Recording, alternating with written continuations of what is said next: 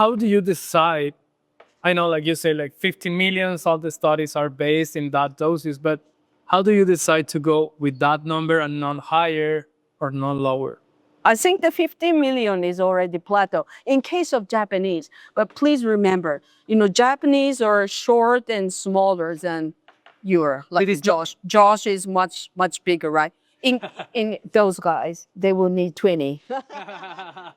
It depends. It depends. It's not based on the weight, height, or something, or it's not We based did- on the condition. We did in the same constant number in Japan. But I think, the some, like in a kid, you can reduce. But this is very impressive. This is very impressive. Okay, we can learn from the HIE. So the reason why I did this is that the doctor, in the first case, they were scared to treat a neonatal. It's a very tiny baby. So they treated 10 times less than adult. And then doctor expected much more effect if they treat with a 10 times more. So this is 15 million, this is 1.5 million. Outcome was the same. Yeah.